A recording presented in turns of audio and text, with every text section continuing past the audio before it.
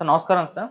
నమస్తే. సార్ జగన్మోహన్ రెడ్డి గారు అధికారం కోల్పోవడానికి కార్యకర్తలు కూడా ఒక కారణం. ఎందుకు అనంటే ఆయన వాళ్ళెవరు కూడా ఎలక్షన్స్ టైమ్‌లో యాక్టివ్‌గా పనిచేయలేదు. దానికి కారణం జగన్మోహన్ రెడ్డి గారు వాళ్ళు అధికారంలో ఉన్నప్పుడు ఎప్పుడు కూడా వీళ్ళని పట్టించుకోలేదు. ఆయన కేవలం వాలంటీర్లని, సంక్షేమ పథకాలని మాత్రమే నమ్ముకొని ఎలక్షన్స్‌కి దిగారు. అందుకే దెబ్బ కొట్టాయని చెప్పేసి ఒక ప్రచారం అయితే ఎప్పటినుంచో కూడా ఉంది. ఇప్పుడు ఈ జగన్మోహన్ రెడ్డి గారు గ్రహించి కార్యకర్తలని దగ్గర చేసుకోవడానికి, వాళ్ళతో మమేకం అవ్వడానికి ఒక యాత్ర ప్రారంభించేస్తున్నారు. అది సంక్రాంతి తర్వాత కార్యకర్తలతో తిరుగుతారంట. జనంలోకే వెళ్తారంట. సో, బుధ, గురువారాల్లో మొత్తం వాళ్ళ వెంబడే ఉంటానని చెప్పేసి అనౌన్స్ చేసేసారు. మరి వ్యూహం ఏ విధంగా తనకి హెల్ప్ అవుతుంది? మీరేం చెప్తారు సార్ దీనికి? జగన్మోహన్ రెడ్డి కార్యకర్తల్ని కలవటం అనేది జరగలేదు అనేది వాస్తవమే గాని, హ్మ్. ఆయన ఎవరికీ యాక్సెస్ ఇవ్వలేదు. ఓకే. ఎమ్మెల్యేలకి కూడా యాక్సెస్ ఇవ్వలేదు. ఎమ్మెల్యేలు, మంత్రులు కూడా జగన్మోహన్ రెడ్డిని కలవడానికి తపస్సు చేయాల్సినటువంటి ఒక విచిత్రమైన పరిస్థితి ఏర్పడింది. ఆయన ఒక ఓట్ బ్యాంక్‌ని నేను ఫిక్స్ చేసుకున్నాను.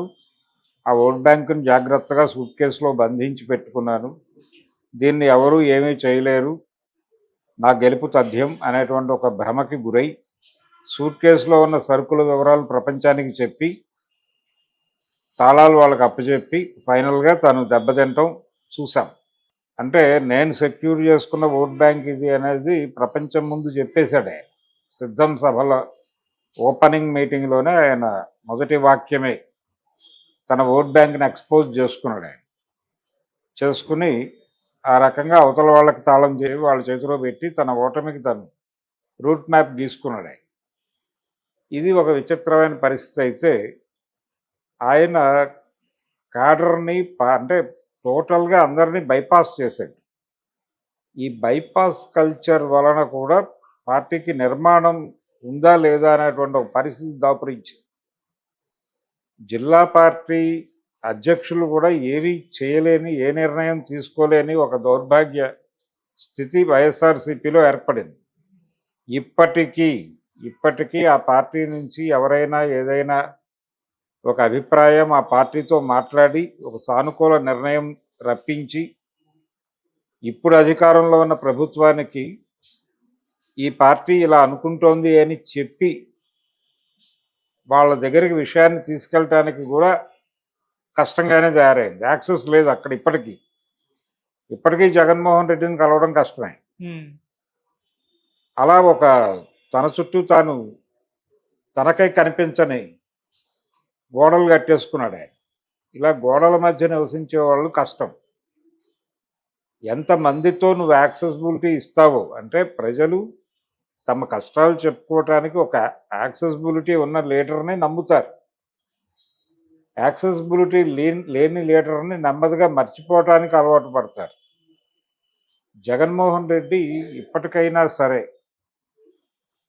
తను మొత్తం ప్రజలు, అంటే రాష్ట్ర పరిపాలన అంటే మొత్తం అన్ని వర్గాల ప్రజలని సమాదరించటం, అందరినీ సమాదరించటం, ప్రతి ఒక్కళ్ళకి ప్రాధాన్యతనిచ్చి మాట్లాడటం, ప్రతి ఒక్కరి సమస్యలకి ఏదో మేరకు పరిష్కారం చెప్పే ప్రయత్నం చేయగలగటం, ఇది జరగాలి.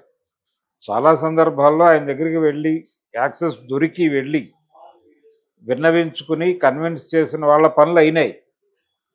ఉదాహరణకి సంచార జాతులకి ఒక కార్పొరేషన్ అనేది అంతకుముందు లేదు. ఒక యువకుడు, సంచార జాతులకు చెందిన ఒక యువకుడు, వెన్నెలకంటి రాఘవయ్య గారు అని ఒక ఆయన ఆ రోజుల్లో నెల్లూరులో ఉండేవాడు. ఆయన నాయకత్వంలో ఒక దామోదరం సంజీవయ్య గారు ముఖ్యమంత్రిగా ఉండగా ఒక కమిటీ వేసి సంచార జాతుల గురించి, వాళ్ళకి ఏర్పాటు చేయవలసిన వస్తువుల గురించి, వాళ్ళ జీవితాలు మెరుగుపరచడానికి చేయవలసిన పనుల గురించి ఒక యాక్షన్ ప్లాన్ని రూపొందించారు. కానీ అది అమలుకి నోచుకోవాలి అప్పటి నుంచి. ఆ తర్వాత సంజీవయ్య గారి పదవి పోయింది, ఎవరెవరో అధికారంలోకి వచ్చారు, బ్రహ్మానంద రెడ్డి గారు, వీళ్ళందరూ ఎవరూ దాన్ని పట్టించుకోలేదు, మూలబడిపోయింది. వీళ్ళ బతుకులు వీళ్ళు బతుకుతున్నారు. ఏ రిజర్వేషన్లు లేకుండా వాళ్ళు డిగ్రీలు చదివి కూడా ఏవో ఉద్యోగాలు చేసుకుని కూలి పనులు చేసుకుని బతుకుతున్నారు. ఈ పరిస్థితుల్లో సెంట్రల్ గవర్నమెంట్ అంటే యూపీఏ గవర్నమెంట్ సంచార జాతుల మీద ఒక నివేదిక తయారు చేసింది. ఆ నివేదిక కూడా ఈ వెలుగులో తయారైందే కానీ అది కూడా అమలు అయ్యే టైంకి బీజేపీ గవర్నమెంట్ వచ్చింది, అది పక్కన పారేసింది. జగన్మోహన్ రెడ్డి దగ్గరికి ఈ యువకుడు ఈ విషయాలన్నీ పట్టుకుని వెళ్తే ఆయన వెంటనే కన్విన్స్ అయ్యి, ఓకే నువ్వు అంటే సెంట్రల్ గవర్నమెంట్తో మాట్లాడటం ఇలాంటి పెద్ద పనులు నేను చేయలేను, కానీ నా పరిధిలో నేను ఏం చేయగలను చెప్పు అని అడిగి కార్పొరేషన్ అయితే ఏర్పాటు చేస్తారని చేసి అతన్ని చైర్మన్గా పెట్టాడు. అయితే దానికి ఏ రకమైన నిధులు ఇవ్వలేదు. జగన్మోహన్ రెడ్డి చేసిన ఇంకొక దారుణం ఏంటంటే, ఈ కార్పొరేషన్లు పెట్టి వాళ్ళకి నిధులు ఇవ్వకుండా వీళ్ళ విధులు తీసుకెళ్ళి వీళ్ళ విధి విధానాలు తీసుకెళ్ళి వాటిని ఇంకెక్కడో ఒక సంక్షేమ పథకానికి లింక్ చేసి, ఆ సంక్షేమ పథకం ఫలాలు మీకు వస్తాయి కాబట్టి ఇంకా మీకు విడిగా నిధులు అక్కర్లేదు అని చెప్పి అలా వీళ్ళని కూడా గందరగోళంలోనూ త్రిశంకు స్వర్గంలోనూ పెట్టేశాడు. చేసినట్టుగా కనిపించాడు, విన్నట్టుగా కనిపించాడు, కానీ జరిగిన పని ఏం లేదు. ఆయన అనుకున్న డిజైన్లో జరిగింది. దీంతో వీళ్ళందరూ కూడా ఏం జరిగిందో అర్థం కాని ఒక డైలమాలోకి వెళ్ళిపోయారు. అందుకని ఆయన తను అనుకుని చేయటం కాదు, ప్రజలకు ఏం కావాలో ప్రజల నుంచి తెలుసుకుని దాన్ని చేయటానికి ఉన్నటువంటి లిమిటేషన్స్ ఏంటో వాళ్ళకి వివరించి ఏ మేరకు చేయగలనో చెప్పి ఆ మేరకు చేయగలిగితే చాలు. అంతకుమించి జనమేం కోరుకోవట్లా. అది జరగల. ఆయన అనుకున్న డిజైన్లో పరిపాలన జరిగింది, కానీ ప్రజలు కోరుకున్న డిజైన్లో జరగల. ఇప్పుడు ఎన్నికైనటువంటి ప్రభుత్వం కూడా అదే చేస్తోంది. దాదాపు వాళ్ళు అనుకున్న డిజైన్లో చేస్తున్నారు, కానీ ప్రజలు ఏ కోరికతో తమను కోరుకున్నారో, ఏ డిజైన్తో తమను ఎన్నుకున్నారో ఆ డిజైన్లోకి వెళ్ళట్లా. వీళ్ళు జగన్కి భిన్నమైన పరిపాలన ఏమి అందించట్లేదు. కాబట్టి జగన్మోహన్ రెడ్డి కన్ఫెసివ్ టోన్తో వెళ్ళాలి. ఇప్పుడు కార్యకర్తల దగ్గరికైనా ప్రజల దగ్గరికైనా క్షమాపణలు చెప్పుకోవడానికి సిద్ధపడి వెళ్ళాలి. క్షమాపణ అంటే ఒక రకమైనటువంటి నేర అంగీకారము అంటారు న్యాయ పరిభాషలో. Okay, confession statement. ఆ కన్ఫెసివ్ టోన్లో ఆయన మాట్లాడాలి. ప్రజలారా, నేను అధికారంలో ఉండగా మిమ్మల్ని ఎవరిని కలవలేదు, కలిసే అవకాశం మీకు ఇవ్వలేదు, మీ గోడు నాకు చెప్పుకునే అవకాశము నేను కల్పించలేదు, నా అభిప్రాయాలు మీ గురించి నేను పడుతున్న ఆవేదన మీకు చెప్పే ప్రయత్నము జరగలేదు. దానికి నన్ను మన్నించి ఫర్దర్గా ఎలాంటి తప్పు జరగదు కాబట్టి మీ అభిప్రాయాల మేరకు నేను పనిచేస్తానని హామీ ఇస్తున్నాను, నన్ను నేను మీకు సమర్పించుకుంటున్నాను అనే పద్ధతిలో ఆయన ఒక సబ్మెసివ్ టోన్లోను కన్ఫెసివ్ టోన్లోను వెళ్ళగలిగితే అప్పుడు ఆ యాత్ర ఫలిస్తుంది. లేకుండా ఏదో వెళ్ళిపోయి చెయ్యూపి నా తమ్ముడు నా అన్నయ్య అని ఏదో కాసేపు తలలు పట్టుకుని ముద్దులాడి ఏదో మాట్లాడి ప్రభుత్వాన్ని తిట్టి ప్రభుత్వం ఏమీ చేయటం లేదు, చాలా బాధగా ఉంది. ఆ వరద సమయంలో ఆయన ప్రజల్లోకి వచ్చి ఏం మాట్లాడాడో విన్నాం. తాను ఏమీ చేయగలను అనేది చెప్పలే ఆయన. ఆల్రెడీ యాక్షన్లో ఉన్నటువంటి ప్రభుత్వం మీద విమర్శలు గుప్పించి వెళ్ళిపోయాడు. అదే తన బాధ్యతగా అనుకున్నాడు ఆయన. అది బాధ్యత కాదు. ప్రజల్ని తన వైపు తిప్పుకోవడానికి తను పని చేయాల్సి ఉంటుంది ప్రతిపక్ష నేతగా కూడా. అది చేయకుండా ప్రతిపక్షం అంటే ఏదో అప్పుడప్పుడు బయటకు వచ్చి 4 విమర్శలు చేస్తే సరిపోద్ది అనుకుంటే కుదరదు. అందుకని ఒక ప్రొడక్టివ్ అపోజిషన్గా తనని ప్రజలకి పరిచయం చేసుకోవాల్సిన అవసరం ఉంది ఆయన.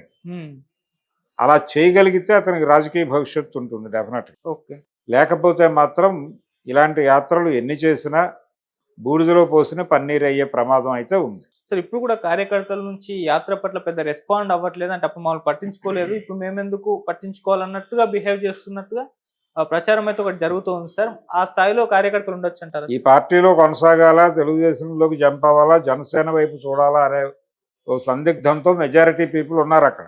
ఓకే, కాబట్టి వాళ్ళందరిలో మొరైల్ నింపాలి. ఇప్పుడు నైతిక స్థైర్యాన్ని నింపేదిగా నీ పర్యటన ఉండాలి. నువ్వు బిహేవ్ చేయాలి. ఆ బిహేవ్ చేయాలంటే వాళ్ళని ఊరికినే అక్కడ కెమెరా కోసం భుజాన్ని చేయటం కాదు, నిజంగానే హక్కుని చేర్చుకుని నువ్వు గుండెకద్దుకుని వాళ్ళ బాధలని విని వాళ్ళ బాధలు తీర్చడానికి నీ వంతు కృషి చేసి ప్రభుత్వం మీద యుద్ధం చేయక్కర్లా, ప్రభుత్వానికి అర్థమయ్యే భాషలో చెప్పి పనులు అయ్యేలాగా గనక చేయగలిగితే జగన్మోహన్ రెడ్డి మీద ఒక నమ్మకం మొదలవుతుంది జనాలకి. ఈ ప్రాక్టీస్ లేకే ఆయన రాజకీయాలని ప్రాపర్గా నడపలేకపోతున్నాడు. గతంలో అన్ని పార్టీలు ఆ పనులు చేసినాయి, ఇంక్లూడింగ్ తెలుగుదేశం పార్టీ. అది అంటే రామారావు గారు ఉండగా ప్రతిపక్షంలో 5 ఏళ్ళు ఉన్నప్పుడు కూడా ఆయన ఇదే పద్ధతిని అనుసరించాడు. ప్రజల అభీష్టం మేరకు మనం ఉండాలి తప్ప మన డిజైన్లో ప్రజలు ఉండకూడదు అనుకుని పనిచేశాడు ఆయన. ప్రజలు రోడ్డు మీదకి వచ్చినప్పుడు మాత్రమే వెళ్ళి వాళ్ళ పక్కన వాళ్ళకి భరోసా ఇస్తూ నిలబడ్డాడు. అది జనంలో ఆయన పట్ల నమ్మకాన్ని పెంచి ఆ తర్వాత ఇమ్మీడియట్ జరిగిన ఎన్నికల్లో అయ్యా మీ దగ్గర అధికారం వాళ్ళకి ఇవ్వడం తప్పైపోయింది, తిరిగి మీరే తీసుకోండి అన్నారు. ఓకే.